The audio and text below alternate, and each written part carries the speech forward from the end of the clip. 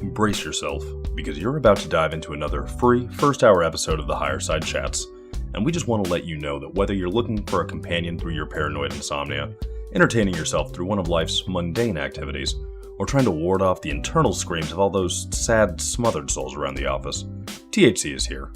And you should know that every episode of the Higher Side Chats has an entire second hour for Plus members. Sign up at thehighersidechatsplus.com and you'll get years of Plus show archives, lifetime forum access, a special invite to Greg Carlwood's monthly joint sessions, MP3s of THC music, bonus episodes, tour videos, and 10% off t-shirts, grinders, and whatever else ends up in the Higher Side store. It's $8 a month that you won't miss, so become a Plus member and treat yourself in these troubled times. Always action-packed and commercial-free, which means you'll unfortunately never hear my voice again.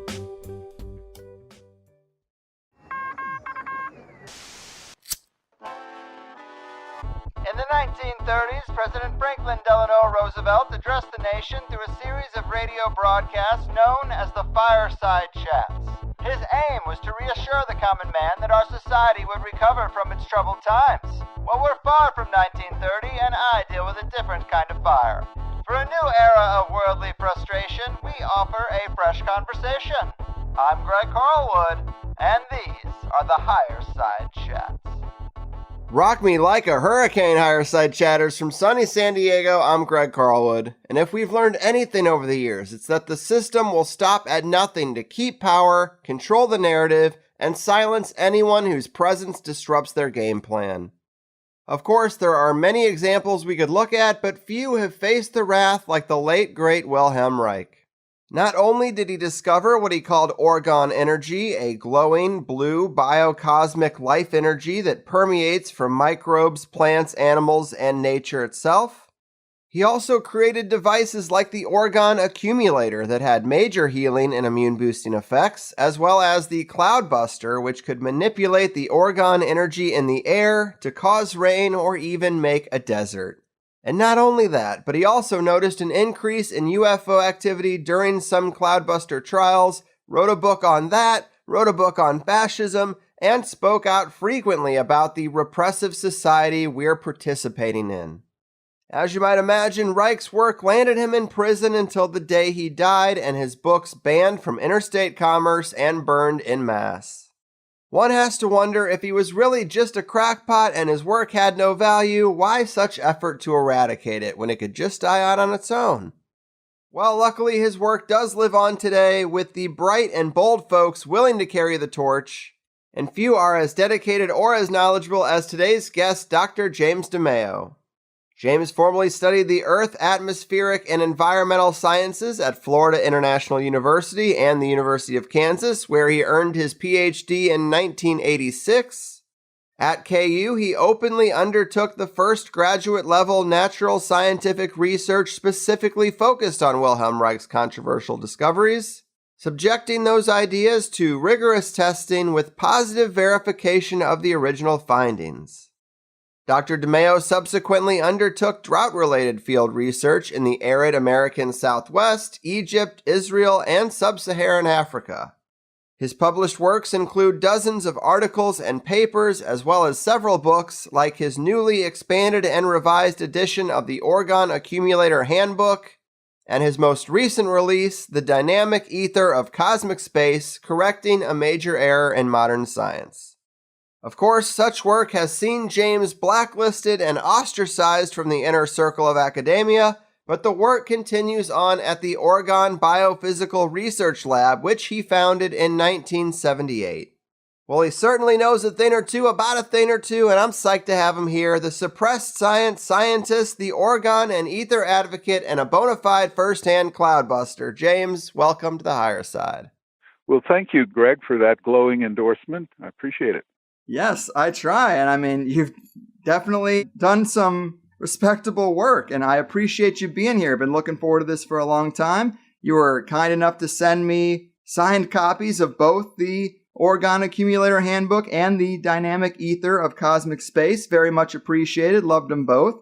And I think the audience here is at least a little familiar with those terms, but let me ask you about the relationship between them. I've heard you call ether a sort of cosmic life energy. and life energy is the term used to describe Orgon. What differentiates these two energies from one another? Because they do seem pretty similar to a layman. Well, both originated from completely different starting points.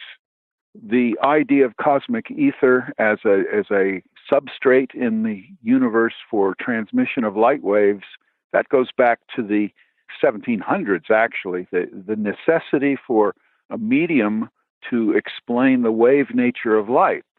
So, for example, if you have sound waves, they wave in the air. If you have water waves, they wave in the water.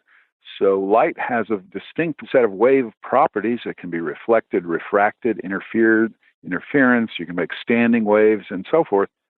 So what's the medium through which light is traveling that allows it to express these wave-like properties? And that idea persisted all the way into the early 1900s when some of the first instruments, optical instruments, were developed by which one could evaluate for the existence of the cosmic ether. And the famous experiment of Michelson-Morley, everybody knows that's in all the textbooks. And the way it's described in the textbooks is totally bogus because they say Michelson-Morley got a negative result and therefore space is empty. And this brought in the aftermath of that error in the early textbooks, it brought in a whole series of new theories, such as Einstein's relativity, the Big Bang theory, ideas about black holes, and things that are very popular today, or the dominant theories today, are challenged at their basic foundational level by the existence of a cosmic ether. In fact, Einstein wrote that one of the basic starting assumptions of his relativity theory is that the ether cannot exist, at least a material ether with properties that can be attributed to it. By contrast, the idea of life energy, well, first of all, it's an ancient concept. The idea of life energy, almost every culture has some kind of a term about it. You find all kinds of scientific experiments going back to Mesmer, Hahnemann with homeopathy, some aspects of early folklore and agriculture and so on speak about life energy and that living things have their own specific biological energy. And it's not something that's biochemical. It's something that really is like a radiant energy field, which has a powerful biological influence.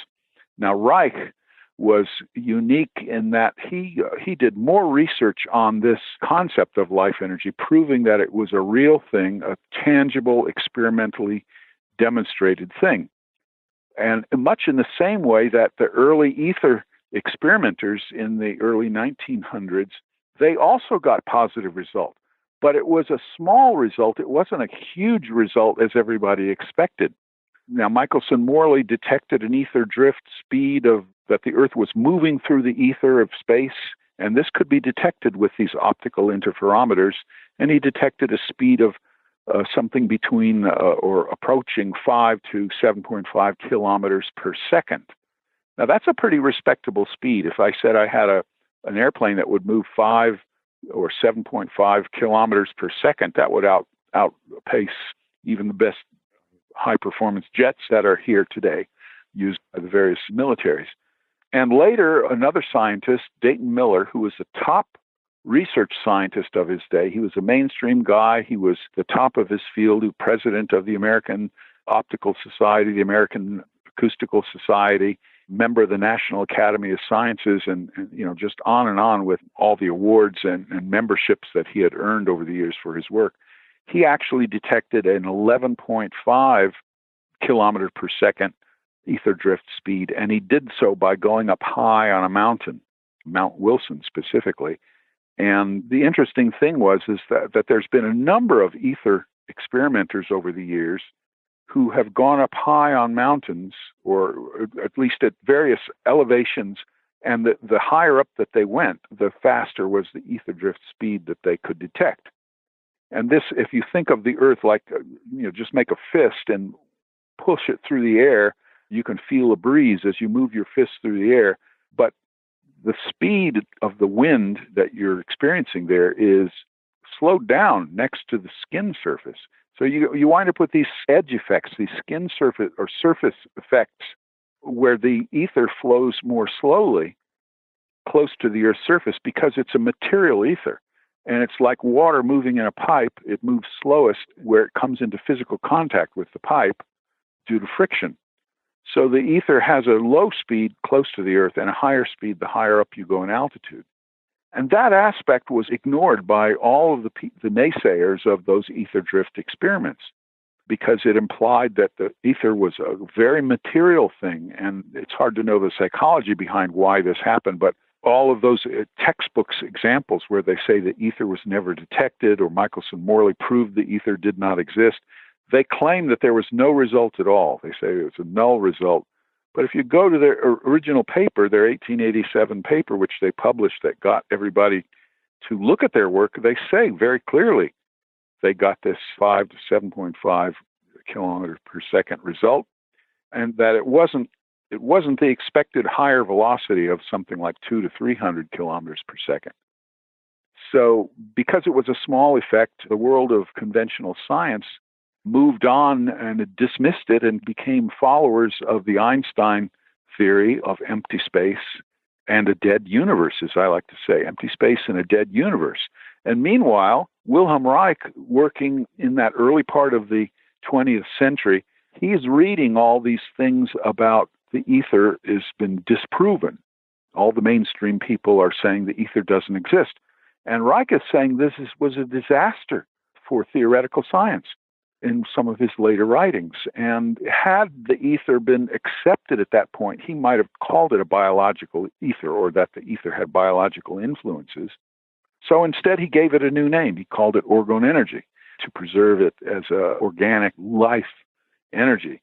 But if you look at the properties of these two phenomena, the ether of space and the Orgone energy of Reich, the life energy, they are both very similar. They both are ubiquitous phenomena that they exist in all of space. They fill all of space. It has certain physical influences. The Orgone energy accumulator that Reich developed, inside the accumulator, the properties of the space inside it are altered because it's like a concentration of the ether, a concentration of life energy. So you get certain kinds of strange phenomena happening inside, such as a slight spontaneous increase in temperature, which, as Reich correctly pointed out, was a violation of the second law of thermodynamics, that the electrical density inside the Orgone accumulator is higher, and this is proven by experiments with a standard static electroscope, which will take longer to discharge its accumulated charge than the identical electroscope just placed a meter away from the accumulator in the same room.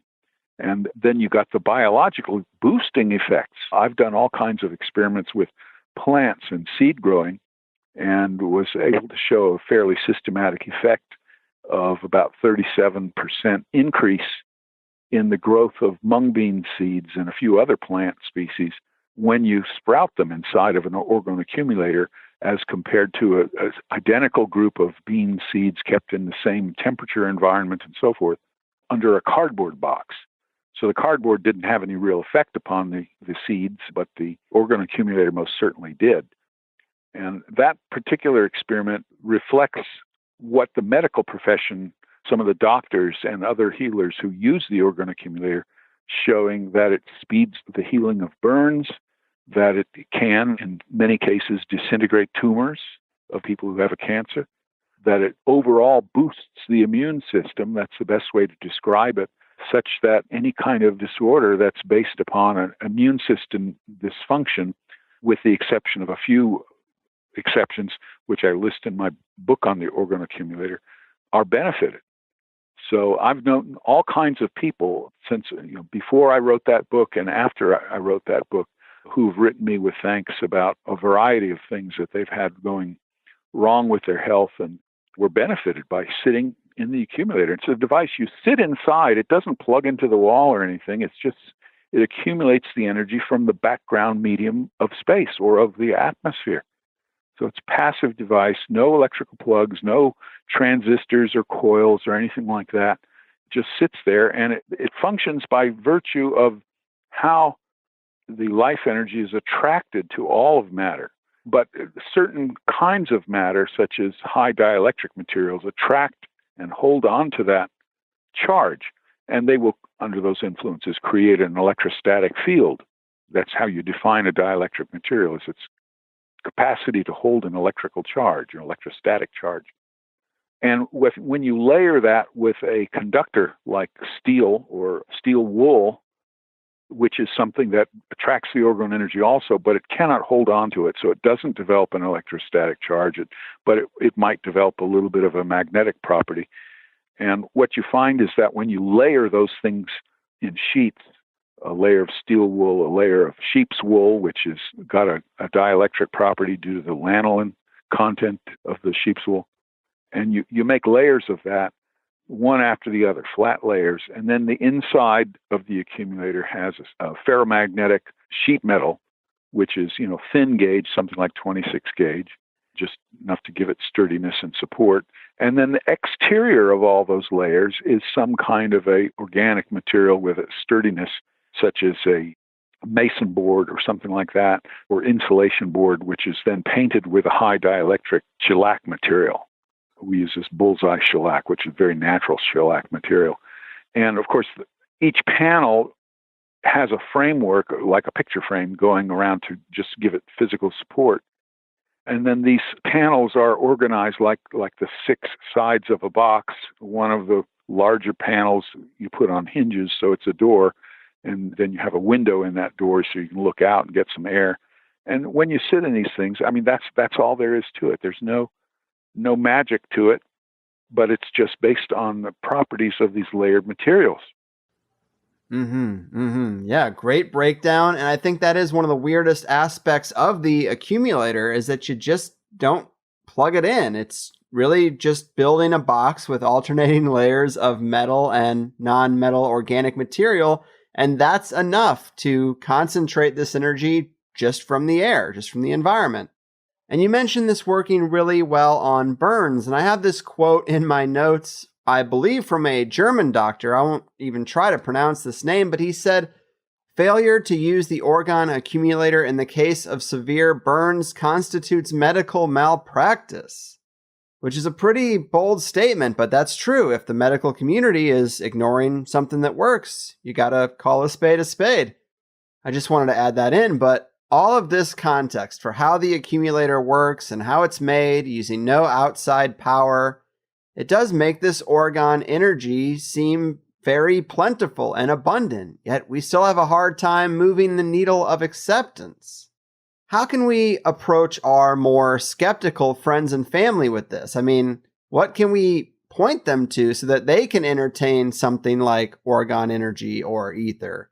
Because there are a few places we can get a glimpse of it. You write about the dancing dot phenomenon, where you're in a dark room, but you can see a little bit of glow.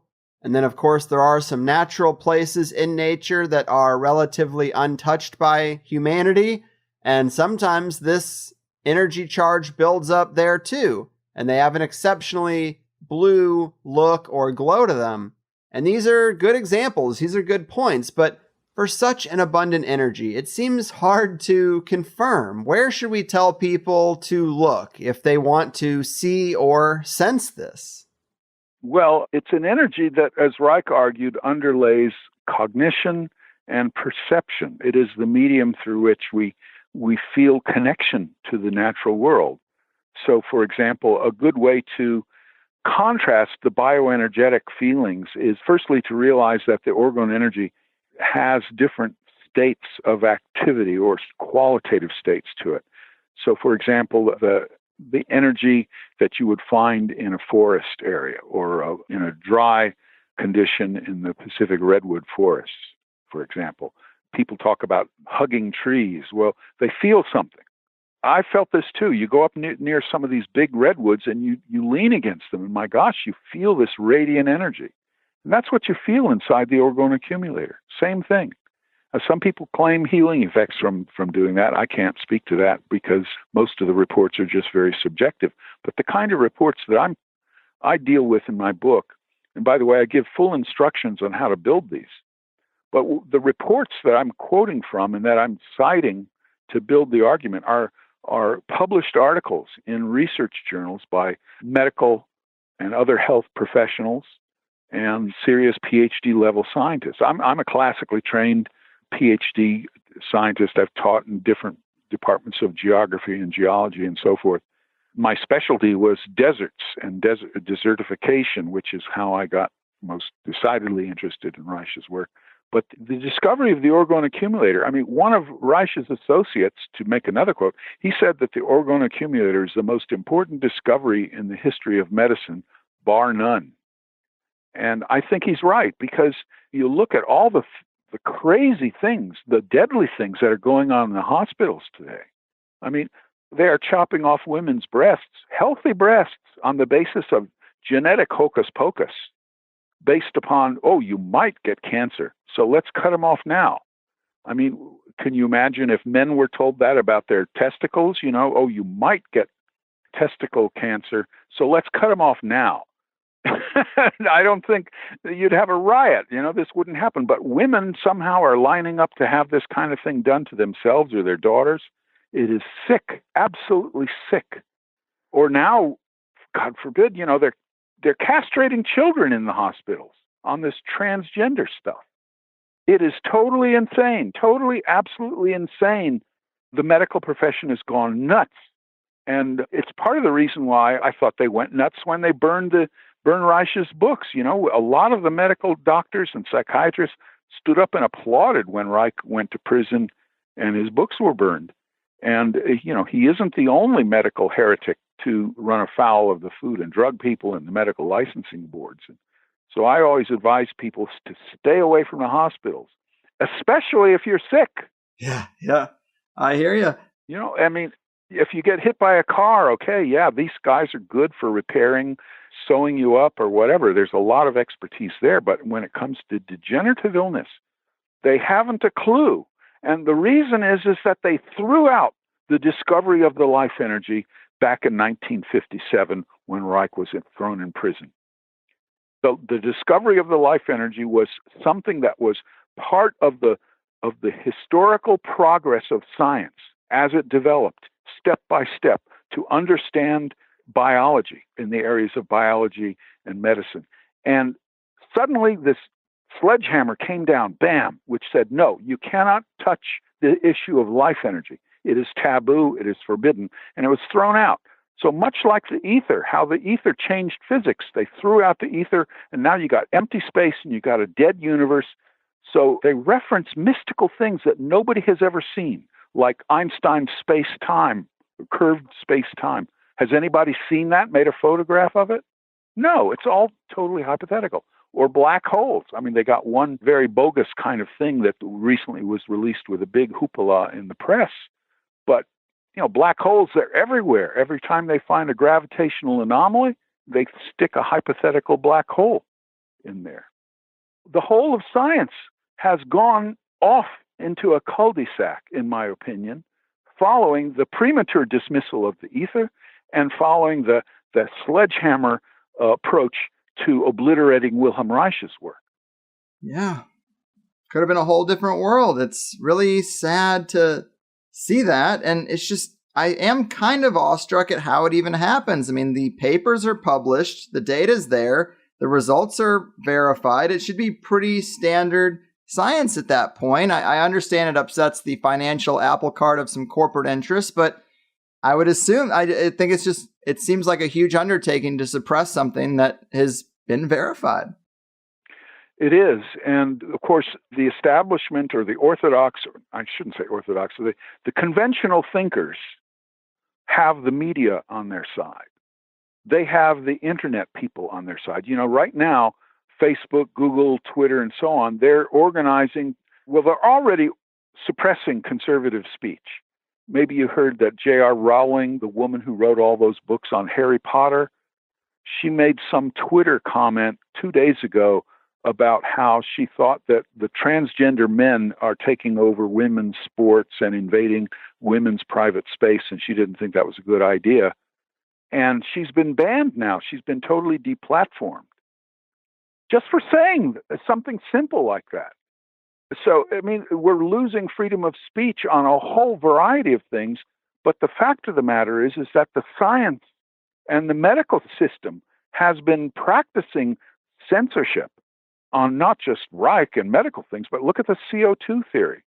The CO2 theory is it's like biochemical medicine. The solar theory of climate changes appears rational and real because it's verified. And we've got real climate changes, but they happened, over hundreds of years, not something just recently from industrial CO2. And yet, how many of the media venues allow anybody who is a critic of the CO2 theory to come on for an interview? Well, they don't. It's totally censored out. Oh, you got to go to the internet to get that kind of info. And even there, it's difficult unless you know what to look for. People go to Wikipedia, which is the worst misinformation website one can go to. A lot of the old style professors like me, you cite Wikipedia and you're going to get a flunking grade. Well, when I was still teaching in the universities, this was before internet really got going, but I always mention that in my seminars, that anybody who relies on Wikipedia is going to be terribly ignorant of what's going on in the real world. And with respect to Reich, all the pages on Wilhelm Reich are totally filled with slander, the same kind of slander and nastiness that was appearing in the mainstream media back in the 1940s and 50s when Reich was making his work in the United States. He fled Europe to get away from the Nazis who had put him on their death list. But the communists also put him on their death lists. In 1936, the Comintern was going after him. They wanted to arrest him and send him off to the Gulag. And he had been thrown out of the International Psychoanalytic Association. His theories, his ideas upset everybody. And whenever you find somebody who's like that, whose ideas are upsetting everybody, left, right, center, whatever, well, you probably got a truth teller. Probably got somebody who's really important and they're onto something. And that was one of the things that attracted me to Reich originally back in the I guess it was around 1969, 70 when I first read one of Reich's books. Today it's available as Selected Writings. That's one of the interesting books that is a good starting place for people to read about Reich. Right on, right on. Yes, I am attracted to those kind of personalities as well. And you mentioned the study and experiment that you did with seeds and got 37% increase in seed growth with the ones that were germinated inside the accumulator. There's also another study we can look at with rats, I believe, that's pretty impressive. Tell people about that so that they can kind of get an idea of what has been verified with these devices. Yeah, laboratory mice. Reich did a very elaborated experiment on that where he took one group of, these are cancer mice that are being experimented with. They call them technically the CH4 mouse. It's something where they're inbred sufficiently a number of times that they develop mammary tumors, usually within the first couple of weeks of life. And it's almost 100% assured that they're going to get these tumors. So this is the kind of mouse they use. It's kind of poor mice, I feel for them. But this is what the scientific research in medicine uses typically as an experimental animal. So if you give them some kind of an influence that is more toxic, then presumably it will create the tumors in greater proportion. If you give them something that is in opposition to cancer, then it will delay their deaths or the growth of their tumors. So Reich took these CH4 mice, these cancer mice, put half of the group into a control situation where nothing was done other than feeding and caring for them in the usual way, giving them plenty of food and water and so forth. And the other group also got the same treatment, but with an additional 1 hour a day, they were put into small-sized Orgone accumulators. These are Orgone accumulators that were sort of mouse-sized. They're not really big. One of the things with the accumulator is you don't want it too big. You want it close enough to the wall. The radiant effect from the walls will be close to your skin. So this experiment, he showed the mice had 300% extension of their lifespan with the Orgone accumulator. 3 times as long as the control group. Now, that experiment was replicated in more recent years by a physician, Richard Blasban, and a couple of Brazilian scientists. I can't remember their names right now, but it's all been published, and the citations are in my book. And they got about 200% increase in longevity. Now, contrast that to what goes on today. If somebody has a new pharmaceutical drug and they talk about a 5% increase in longevity, it makes the news all over the world. Oh my God, 5% increase. Whoa, this is important. Make more of those pills, charge people $100 a pill or whatever. And here you got the studies with the accumulator, 200%, 300% extension of life. The clinical studies on this, just as a general observation, the people I know who use the accumulator regularly, they live into 90, 100 years old or more. And I use an Orgone energy accumulator in a blanket regularly.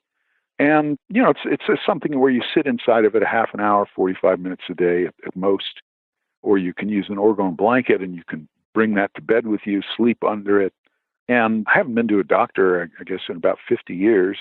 I have very few colds or flu or anything like that. Sometimes I get down when I do some kind of long distance traveling in the airplanes and so on. But it's a miracle kind of thing. I mean, I don't want to call it isn't really a miracle. It's a scientifically proven thing that boosts your immune system. And whatever kind of problem you have, what is the immune system? Back in Reich's day, they didn't have the word immune system. They simply called it the resistance to disease. But now we got autoimmune problems, which is another kind of thing. So it isn't really resistance to disease. In some cases, your immune system, as they say, is overactive. Well, we would call this, from Reich's point of view, an overcharge situation. In other words, you got too much energy. And he developed some steps and procedures to reduce that, which go back to some of the old school kind of medical therapies, such as hydrotherapy. In other words, if you have a lot of energy, too much energy, this can lead you into hypertension. But if you soak in the bath with some mineral salts or something, do that once every night, a lot of this overcharge, hypertension, anxiety reactions, and so forth, fade away. Not in every case, but it can be helped by things like that. Water is something that Reich found absorbs the Orgone energy. Whatever has an overcharge of energy, you dunk it in water, and it sort of calms it out. Similar to how if your hands are wet and you touch something that has an electrical charge or electrostatic charge, it sort of dissipates it right off. But yeah, there's a number of things from Reich's work on what he called the biopathies. These biopathic diseases, as he termed them, were bioenergetic in their basic structure. So that includes a lot of the major degenerative illnesses that modern science has not been able to fathom. Right. And I wanted to ask you a little more about that Orgone relationship with water, because it's quite interesting. And I know you're aware of Dr. Gerald Pollack's work on structured water and some of the living water science that's being done out there. And I've heard you talk about healing springs, that the Native Americans used them and early American settlers picked this up too. And at a time in the past, we actually had maybe even hundreds of these natural healing springs or spas built on these natural places. And this is another aspect of our history that was shut down and erased, right? Yes, indeed. I have a short chapter on that in my accumulator handbook about living water. And of course, the term living water I got from Schauberger. And Schauberger was a genius in terms of the properties of water and structuring water and getting the understanding of how when water is swirled in a vortex fashion, its structure is changed. And that has got some laboratory confirmation. Gerald Pollack with his EZ water, EZ exclusion zone water, this is a new scientific discovery and breakthrough that helps to add substance to the idea that water isn't merely just some dead chemical.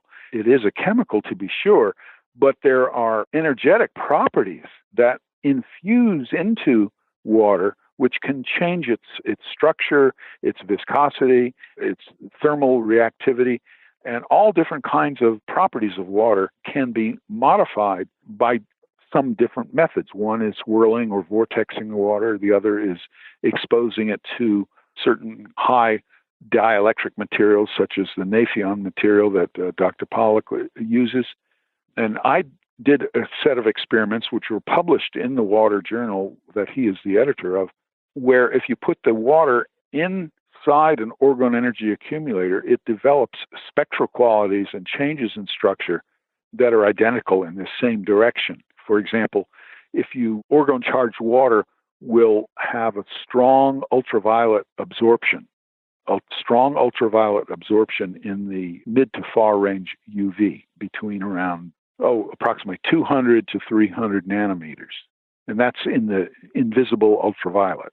If you look at the fluorescence of Orgon-charged water, it is a little bit higher, longer wave frequencies. You wind up with a fluorescing effect from Orgon-charged water that's somewhere around 350 to 500 nanometers, 400, 500 nanometers. Now that is a visible quality. It's the near UV and the blue frequencies. And this is something that Rock talked about the Orgon energy having this blue, dark blue color as seen in different natural contexts.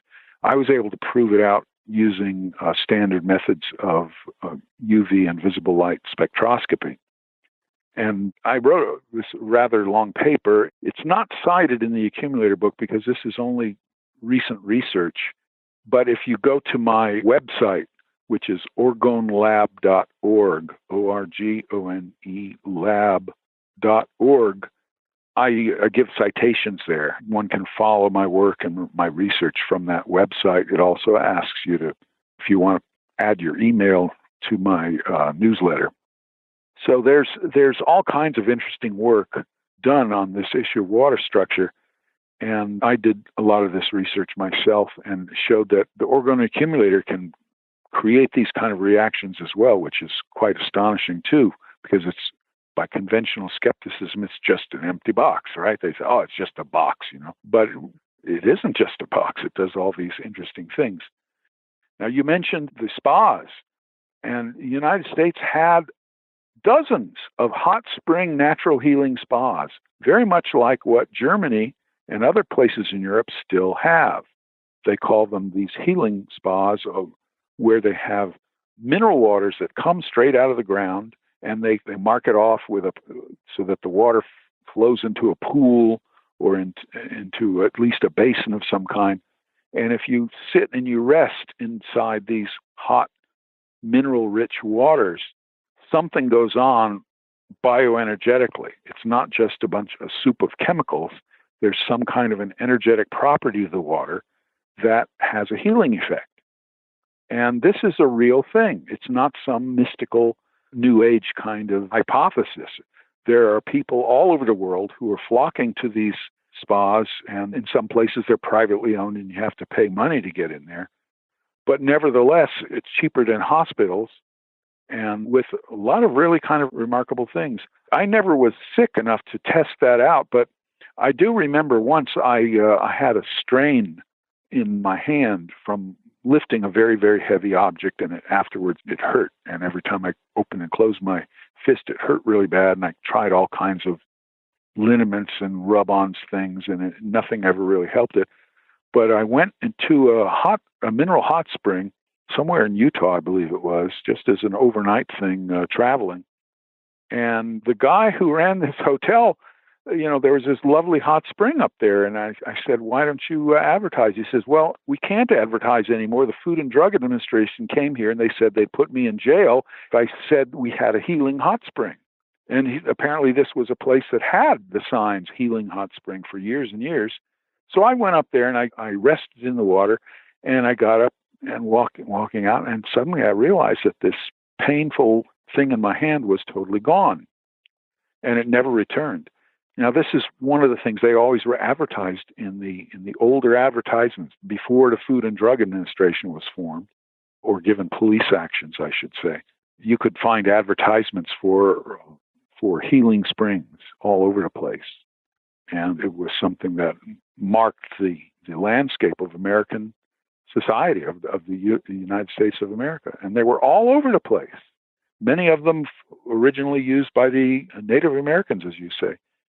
And they all were shut down to the point where, I'm trying to remember, there's one famous one somewhere in Kentucky, or I don't remember exactly where it's the old building, very beautiful old building where people would stay, get a room and so on while they were soaking in the baths.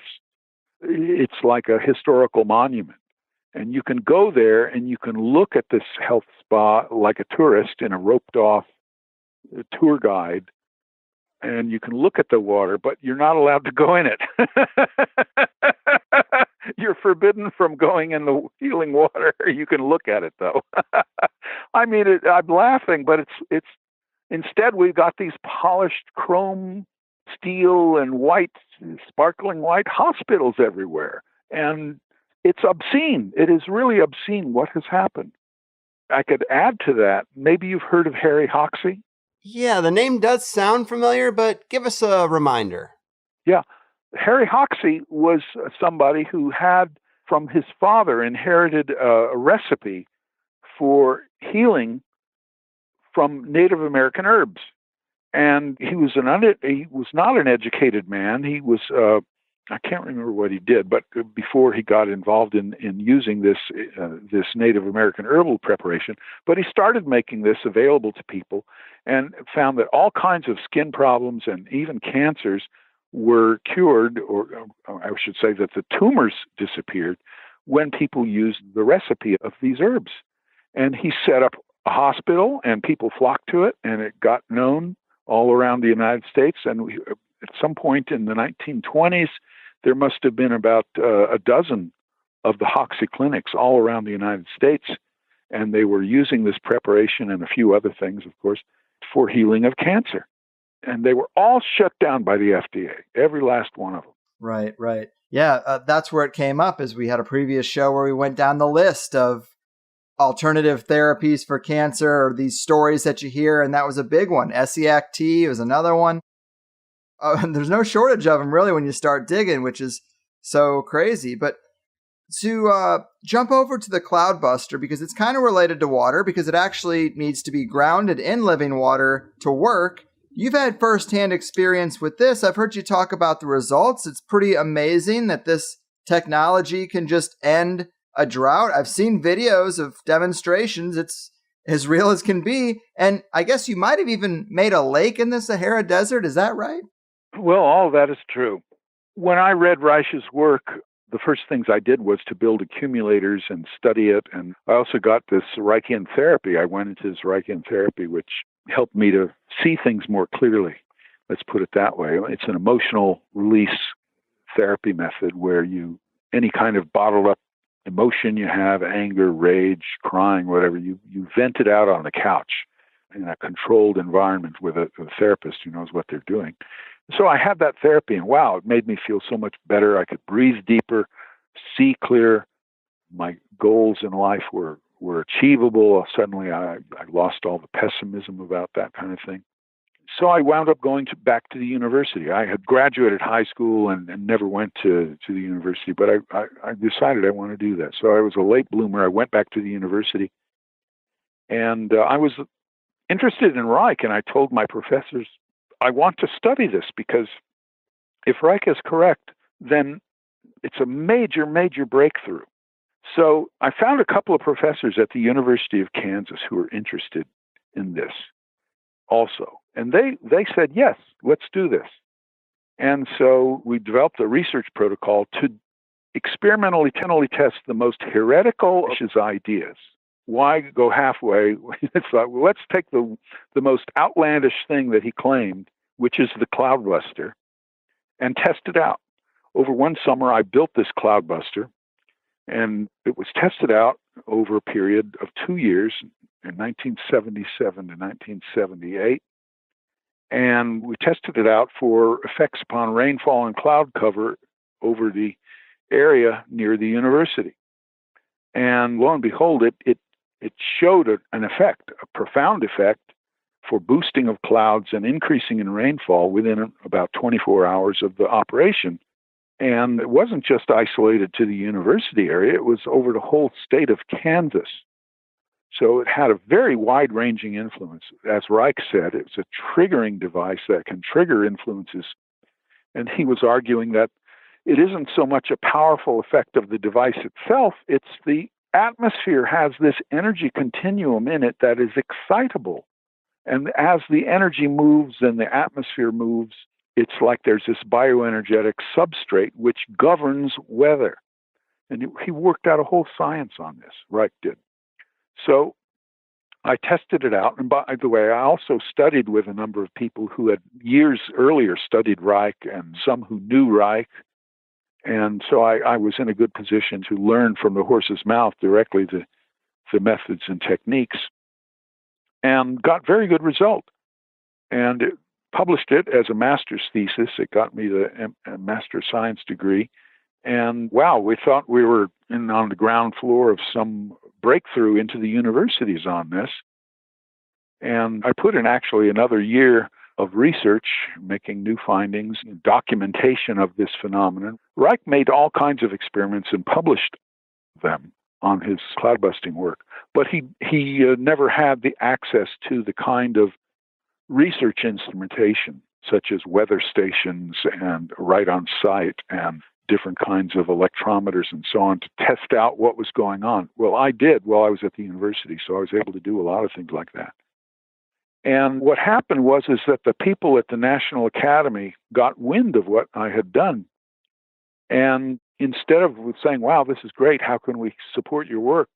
They called the dean of the university and told them, if you guys want to get one more penny of research funding from the National Academy, you'll find a way to get rid of that DeMeo study. And so I was called into the office one day, and all these somber professors, some of whom were my supporters, told me, well, we can't support this work openly anymore. So I was dejected, but I wound up doing another study for my PhD on deserts and desertification. It was actually a breakthrough study of its own. Actually, I documented what was the biggest natural, real climate change that had occurred since the end of the last ice age, which was not one in temperature, but one in rainfall parameters, which created the big Sahara and other Asian deserts that are connected to it, what I call Saharasia. And that study is still not widely known because it's extremely controversial in and of itself. Yes, I actually figured maybe we could touch on that just because the subtitle for that book is The 4000 BCE Origins of Child Abuse, Sex Repression, Warfare, and Social Violence in the Deserts of the Old World. And it seems pretty epic. And definitely Reich was very much about human nature and re-establishing what that's all about, as opposed to the violent, we're just primitive apes in man suits now, and we still have these reptilian brains, and it's all violence and scarcity. That's not necessarily the case, is what your study seems to indicate. Well, it very clearly indicated it, and it also showed that the origins of human violence is most identifiable starting around 4000 to 3500 BC within these big, large desert areas, which prior to 4000 BC were very lush, wet garden environments. And, I'm not alone in this. There are a couple of other researchers who have done research on this, a guy named Griffins, Rian Eisler, Maria Gambudas. They all talked about how the earliest human societies were peaceful, egalitarian.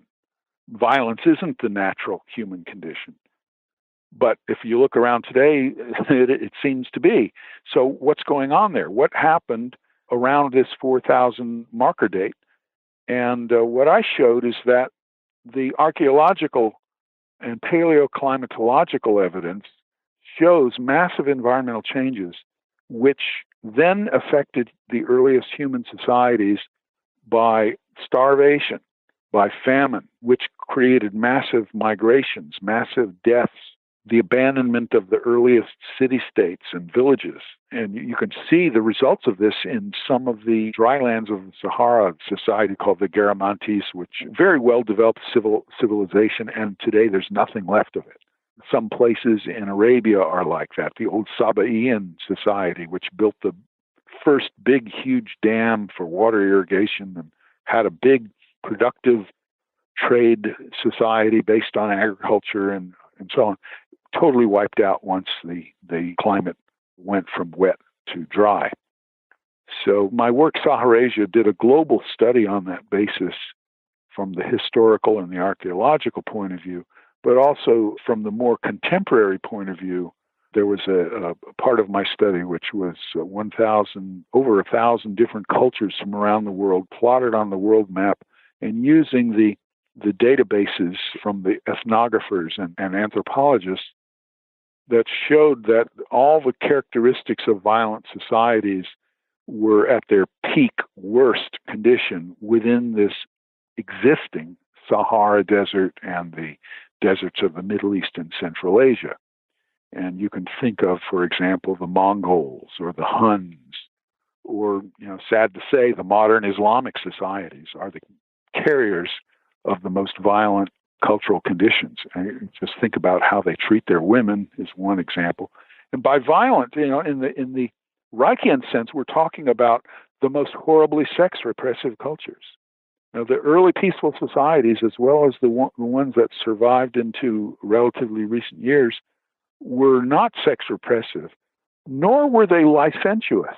They had no pornography or wife swapping. They weren't screwing right and left everybody. It was a very orderly, happy society, but they had a very permissive society with respect to sexuality.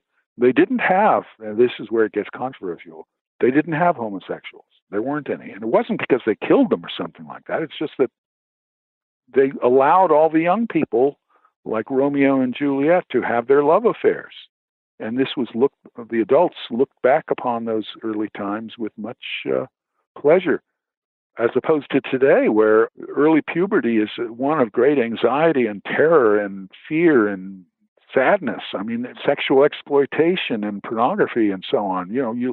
As Reich pointed out, the societies that have the bizarre, upset kind of sexual behavior, they are the sex repressive ones, in the sense that the love affair of Romeo and Juliet is pretty much suppressed everywhere. You have to realize that in the original Shakespeare, Romeo and Juliet were about 16 years old. They were not older teens. They were just at the point of puberty. I mean, why does nature put that strong impulse into young people, and then societies repress it? And that's where the chaos comes from. Yes, I was going to say, it's definitely a chaotic environment and not really the best one for going through those stages of puberty. And not that I think the sexuality stuff is nearly as interesting as the cloud busting or Orgon energy itself, but I guess I would be inclined to push back a little bit. I mean, I'm no expert, but I've heard people saying that there's a scientific basis that homosexuality does go back about as far as humanity goes back. And you're saying that maybe that's not the case. Well, there are the more recent collection of peaceful societies, which I was able to identify in the cross-cultural literature, had no homosexuals. That was the Trobriand Islanders of Melanesia. It was the Murya peoples of eastern India, the Mozu people of western China. Is it possible that maybe it just wasn't written about because it was so accepted and not a thing even worth documenting because it was just such a non-issue? Well, then one has to presume that anthropologists are so blinded and blinkered that they somehow miss this, which I don't think is the case. I mean, if you look at the record of where they're talking about other kinds of sexual behavior, they're pretty good at recording things. I mean, we know that homosexuality exists in most all of the modern civilizations, but also does adolescent sexual repression. And I'm not arguing for pedophilia here by any means. Pedophiles are sick people.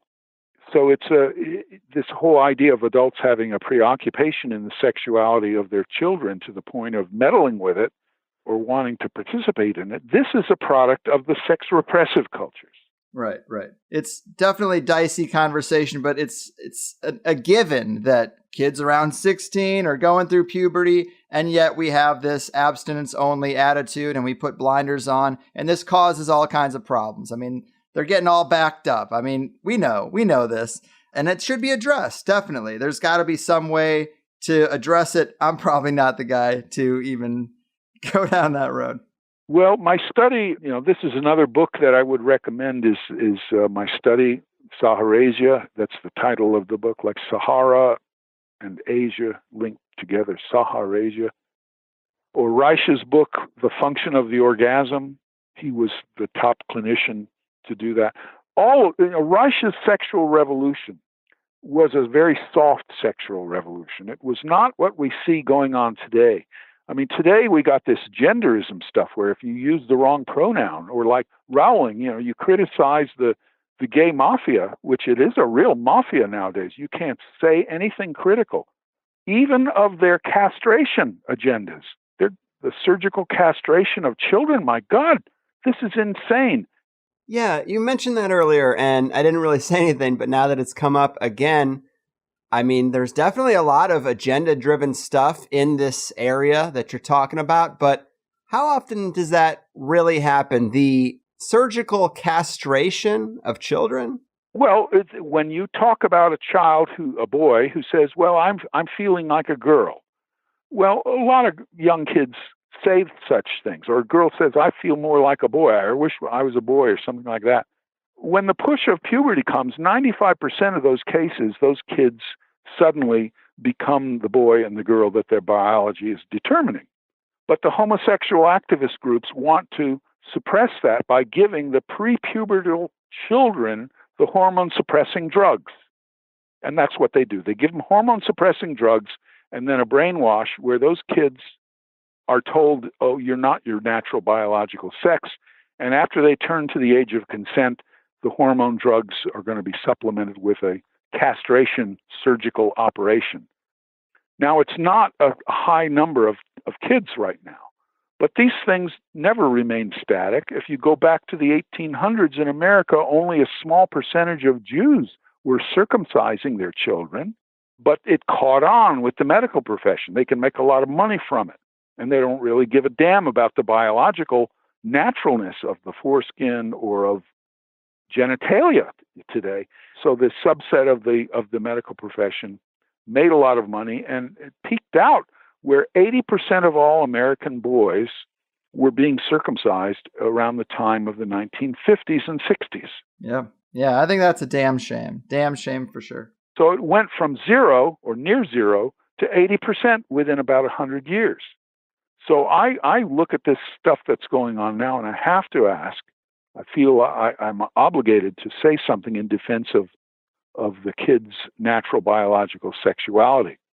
What is really offensive is that if you dare say these kinds of things too publicly, that suddenly you get stomped on. I mean, what happened to Rowling? What's going on? I know not every homosexual person agrees with this stuff. There's a lot of gay men I know, or at least a few, who are deeply offended by this transgender stuff. And of course, they're taking over women's sports. These men, biological men, they're stronger, faster. They run in the women's sports. They say, I'm a woman, even though I look like a man with a beard and everything. And they win all the medals. And it's a catastrophe for women. But they're just not aware of it because most of the reports on this are censored from the mainstream media. Rowling and so on, she's not the first one to be banished from the internet platforms for daring to say something politically incorrect. I'm 70 years old now. I mean, how old do I have to be before I can dare to speak out about these things? Political correctness is killing us. It is. But hey, I say the best policy is doctor, leave those kids alone, and I think they should. And I did want to ask you about the Cloudbuster a little more because the conversation is connected to the UFO question. Not only did Reich think that they were somehow attracted to Orgon or the use of his Cloudbuster, you can kind of confirm that from your own experience, I understand. And I'm just curious what you think is going on here. It's very odd that these two things would converge. Well, Reich came to the conclusion that he was working out in Arizona doing a desert greening experiment. And by the way, I'll come back to my own desert greening experiments momentarily. But Reich was observing, first of all, that he could bring rain in the Arizona deserts and restore a lot of the grass growth in areas where it was just barren. And while he was doing this work, he observed UFOs. He observed these luminous objects were silent, moving. He made photographs of them showing that the tracks that they made in the night sky were different from the stars. And this was all before the satellites. There weren't any satellites up there nowadays. Nowadays, you look up, you see things moving. You don't know what it is because it could be a satellite. And most of the things you see are probably satellites. But Reich was seeing these things. He was documenting them. He made a few photographs of things. And he claimed that they were unidentified flying objects. He had read some of the early books, like that of Kehoe, Ruppelt's book. If you read Ruppelt's book, Colonel Ruppelt was an Air Force officer who was ordered to make a study of the UFO phenomenon for the U.S. Air Force. And it was called Project Blue Book. If you know anything about the UFO history, then everybody knows about Project Blue Book. And in there, he talks about a scientist in the Arizona deserts who was making all these observations and documentation. And that's Wilhelm Reich. He doesn't mention Reich by name, but it seems almost certain that this was Reich, because he was there, he was making the observations, he was contacting the different military bases and headquarters to try and tell them about what he was seeing. And he also pointed the cloudbuster at these things, and they tended to dim out and move away. The cloudbuster device works on the Orgone energy principles. He was arguing that the UFOs must be powered by Orgone energy, or the ether, let's call it by the older name, that the ether Orgone was somehow what was powering these UFOs. So, wow, this is a loaded group of questions, but it also is a loaded group of opportunities and possibilities that somehow Orgone energy functions might be underlying gravity, might be underlying some kind of a motor force in nature. And Reich also built a small little device. He called it the Orgone motor. And he got this small little motor to turn by using the Orgone accumulator. So that all this stuff is published. We have another book called Heretic's Notebook, which carries several papers on this subject, including one about my own personal UFO observations. Because I've seen, when I was out doing work in the deserts of Arizona, also overseas in Israel and in Africa, doing this work in some of the most desolate places in the planet. And you could occasionally see these things. And sometimes I've seen things that had moved in non-Newtonian ways, with right angle turns or with disc-like shapes that tumbled end over end like a plate, a saucer being flipped. Things of that nature which didn't make any sense, especially the silent nature of it. We've seen that here in Oregon, for God's sake. So things like that looked like a big transport airplane. I mean, at least the lights. You'd think it was a transport airplane from the lights, but then it flies directly overhead and there's no sound at all.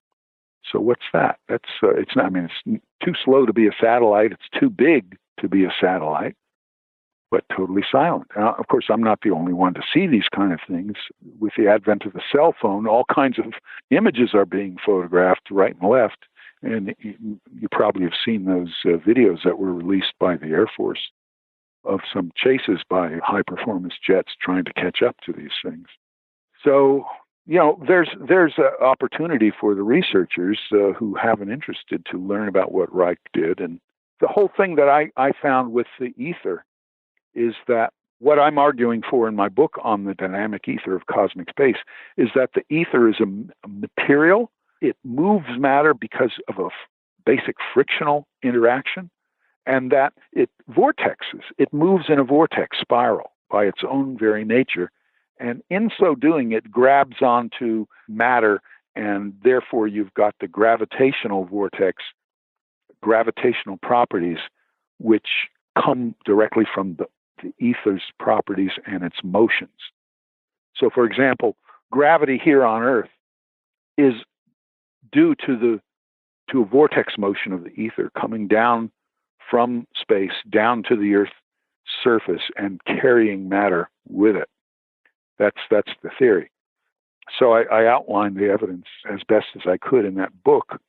And I think there's a number of scientists who have come to very similar kind of conclusions based upon their own independent work. Indeed. Yeah, it's a fascinating subject that definitely needs more study. Well, man, this has been really fun. You've done so much great work. Both of these books are great front-to-back breakdowns of these energies and their functions and the history of keeping them out of mainstream science. Are there any new experiments or areas where you're going to be focusing your talents or attentions to next? Well, as you know, as I mentioned, I'm investigating this Orgone motor question that Reich did. Another breakthrough scientist, in my opinion, is the work of Townsend Brown. Maybe you've heard of him, the guy with the gravitors. I'm doing a little bit of an investigation of that, and also on the water structuring question. So those three areas take up what free time I have at the laboratory here, and I think are at the cutting edge, really, of modern scientific research. Absolutely. Although you wouldn't know it by reading the mainstream journals. Right. Well, hey, if you crack that flying saucer case, we'll have to do this again. I'll come visit you, and we can do it in person. I love it. I love it. Well, man, I really appreciate the time and your efforts. Before we go, do remind the people about your website, the books, or any appearances or demonstrations you might have coming up that they could attend. Yeah, the websites, my research website is orgonelab.org, O-R-G-O-N-E lab, L-E-B.org. And the name of my laboratory is the Orgone Biophysical Research Lab. We might have seminars, maybe a webinar, which would outreach to a lot more people, or at least something along those lines. There's a web link on the orgonelab.org website on events that people can consult, but better that they get on our email list where we send out these notifications from time to time. We have a book selling and instrument selling website, which is how I pay the bills, and that's naturalenergyworks.net. naturalenergyworks.net. And gosh, I think the two books of mine I would most recommend now, and which are the two most popular ones, is the Orgone Accumulator Handbook and the Dynamic Ether of Cosmic Space. Those two books, I think, cover a tremendous territory on this new energy research that I believe it's going to change the world for the better. Mm-hmm. Yes, they are a great 1-2 punch of ether and orgon, and thanks for sending them out and for the time today. I am honored to have spent a little bit of time picking your brain, and I wish you the best, man. Thanks again, and keep doing what you do. Well, thank you very much for having me, Greg, and we'll look forward to seeing this on the pod. For sure. Cheers. You too. Bye-bye. And once again, boom goes the dynamite. James DeMeo doing what a James DeMeo does best. And I have been trying to get this interview for a long time now, because there seems to only be a few good options for public speakers when it comes to Reich's work, especially ones who have tested these things out experimentally firsthand. If you want to hear more on the UFO side of Reich's work, which is definitely fascinating, check out an older show I did with Peter Robbins, because it makes a nice complement to this one. And honestly, in both cases, the conversation does drift into sexuality, particularly the sex-repressed culture that we live in and how it affects children. And it kind of makes sense, because if this energy is connected to sexuality, you would expect there to be some kind of peak or increase in it during the years of puberty. And maybe our sex-repressed culture nerfs that energy. And I could see an angle where it's very important to manage and cultivate that energy during those years of puberty, because maybe that has effects for the rest of your life. And we're talking about how Orgon seems to be tied to health. Maybe it's tied to the immune system somehow. the body and these energy systems is very holistic. Everything's not so compartmentalized. So if this is an energy stream that comes through humans and it is tied to sexuality, maybe it's worth a mention. It is thorny stuff, but Orgon is called Orgon because Reich thought it was somehow connected to the orgasm. And one has to admit the orgasm is a weird thing. It's a pretty unparalleled feeling, and I don't think we have a sufficient explanation. Maybe it is a mechanism that lets a little more of that energy from the unseen side of reality in, and maybe that entangles with our physical bodies, and that's where we get that jolt. But sex is often considered a mechanism for altered states or higher levels of consciousness with Tantra and all that. So I don't find this shocking or unusual that interviews about Reich get to these places, but number one, it's not the most interesting part of the work to me. And number two, we've had a lot of guests segue into thorny topics lately, largely without being asked, which I don't care.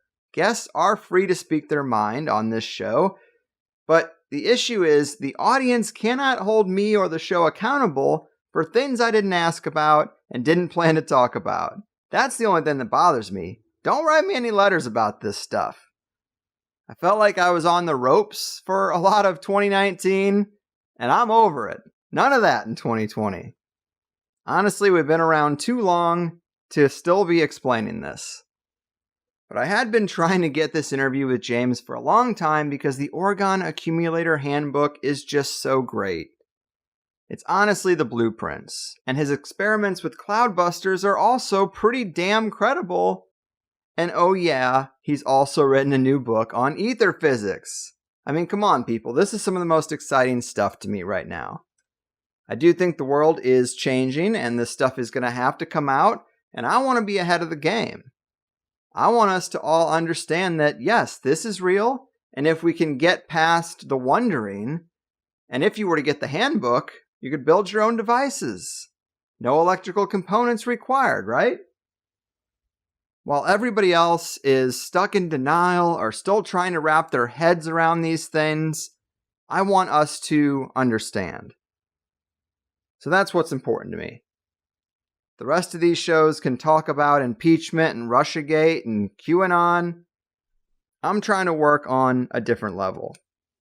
Of course, today James wanted to spend some time talking about transgender men dominating sports and children who are being manipulated into gender transformations through hormones or surgeries or whatever, and J.K. Rowling's Twitter censorship.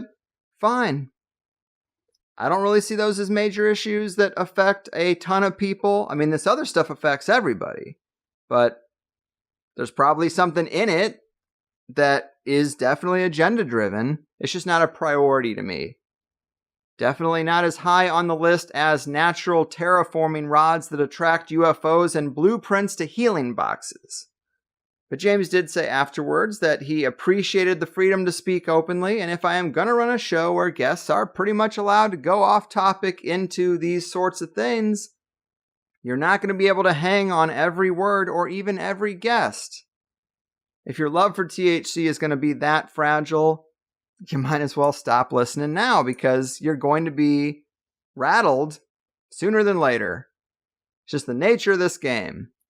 This is a show for people with more sense than that. If you know what I mean, you'll take it as a compliment. But I did like the majority of the show today. I kind of wanted to get more into the cosmic ether material, but it's James's experiments that are the most unique material he has, and so I wanted to give that as much time as it needed. In the Plus show, we did focus more on the Cloudbuster, and it definitely blows my mind. The man made it rain 3 times in 3 different geographical areas, and he made lakes in the goddamn Sahara. That's nuts! But between James DeMeo and Trevor James Constable, who also did this, I'm pretty damn convinced. A couple other things we talked about in the Plus show would be the deadly Orgon energy, the sort of inverse energy that is radioactive that comes into play. We also talked about the garden seed charger planter box. I mean, if this stuff helps seeds germinate, why aren't we making planter boxes out of it and getting better yields on our crops? But we also talked about Orgon accumulators in our highly charged electrostatic environment these days, the Wi-Fi signals, the phone signals. This is stuff Reich didn't really consider when working with Orgon. And then we talked about the Orgon motor, James's light bulb study and which ones are the healthiest, eclipses and energy and the connections there, and a couple other things in the realm of cosmic ether. So I'm psyched to get this one out. Please let James know you appreciate his contribution to the secret sciences if you do. You know, I think one of the big problems in this area is that there's so many different terms. The mainstream says there's nothing there, so when half a dozen people discover it, they all give this energy a different name. Is it Orgon? Is it ether? Are those the same thing? I'm still not 100%. But these applications are exciting to me. It's my faith in these modalities that makes me more open to even something like Tartaria. Because a lot of these ether-based or over-unity or electrogravitic devices, a lot of them are lo-fi or analog. I mean, an Orgon accumulator, again, doesn't even need to be plugged in. So when there's a theory out there that a civilization used steeples or architecture to well up this energy, well, I think that's totally possible. Also, you might have noticed that I didn't ask him anything about orgonite. And that's because James has said over and over again that he doesn't think orgonite is a thing. He doesn't like these pendants and these orgonite paperweights that people make and place around their home. He doesn't think that they do anything. So I figured I could just wait till now and then tell you that. But I would say of all the cool shit that listeners have made or sent to me over the years, orgonite is the number one thing. You'll see a pendant that I wear. That's orgonite. I have this little thing on my microphone that you can see in the joint sessions. That's orgonite. Little pyramids all over the office. I appreciate these gifts. I don't know if they do anything, but they remind me of Reich's work anyway, and so I'm into it. And that does remind me, if you have your own thing going on, if you are a craftsman of some kind, or you sell a product, or you're an artisan of some particular discipline or craft, and you want THC plus, well, hit me up. Maybe we can barter. Maybe we can cut out that money middleman and just do a trade for trade. I like all kinds of interesting stuff, and I definitely appreciate artists and people who make things by hand. I find it impressive, especially in 2020. Just throwing that out there. And also, speaking of the joint session, I guess this month we'll do it on the 20th. It's a Monday. And man, I was pretty tired and still kind of sick on the last one. I guess it worked out that it was kind of short, and a lot of lurkers out there didn't really want to call in and talk to me. Over 100 people listening, but only a couple wanted to talk. So let's do this thing. Don't be nervous now. You know, we're all friends here. But we'll see. And with that, I'm getting out of here. I hope we all learned some stuff today. Big thanks to James for his time and his work. I've done my part. Your move, ether deniers, fake physics suppliers, and the whole damn scientific cabal of liars. Your fucking move. They built a little empire out of some crazy garbage called the blood of the exploited working class. But they've overcome their shyness. Now we're calling them your highness. And the world screams, save me, THC. They destroyed the bonds of friendship and respect